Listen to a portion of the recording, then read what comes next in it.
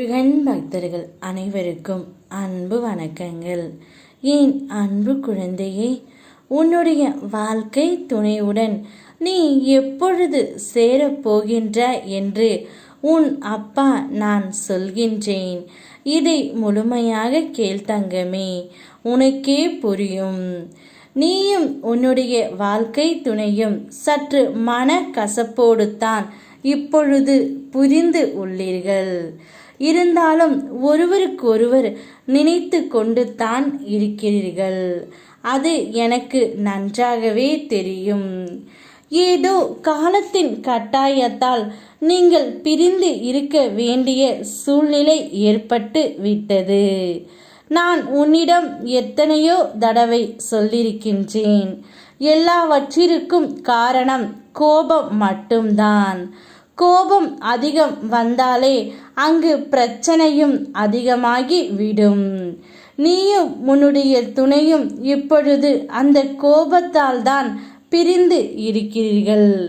ஒருவருக்கு ஒருவர் வார்த்தையை விட்டுவிட்டு இப்பொழுது அவதிப்பட்டு கொண்டு இருக்கிறீர்கள். ஆனால் அதையெல்லாம் மறந்து கடந்த காலமாக மாறப்போகின்றது. உன்னுடைய வாழ்க்கை துணை உன்னுடன் சேர முடிவும் எடுத்து விட்டார். இன்னும் 2 நாட்களில் உன்னுடைய துணை உன்னை தேடி வரப்போகின்றார். நீ எடுக்கும் அனைத்து முடிவுகளும் அவருக்கு சரியென்று பட்டுவிட்டது.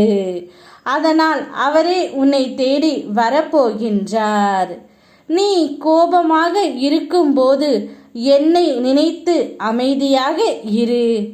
வலியில் இருக்கும்போது என்னை நினைத்தால் உனக்கு ஆறுதல் கிடைக்கும்.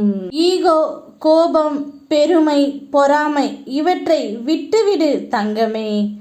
அப்போதுதான் அன்பின் முக்கியத்துவம் தெரியும். உன் அனுமானங்கள் மற்றும் எதிர்பார்ப்புகளால் உன் உணர்வுகளை புண்படுத்தாதே.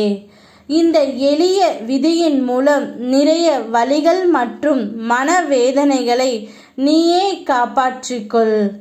பல போராட்டங்களுக்கு பிறகுதான் இந்த வாழ்க்கை உனக்கு நல்லபடியாக அமையப் போகின்றது. இனி உன்னுடைய வாழ்க்கை ஜெயமாகவே போகின்றது. எந்த ஒரு சூழ்நிலையிலும் உன்னை நின்று நான் காத்திடுவேன் என்ற நம்பிக்கை உனக்கு இருந்தாலே போதும்.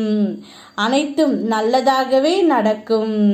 உன் துணையுடன் இன்னும் 2 நாட்களில் நீ சேர்ந்து விடுவாய்.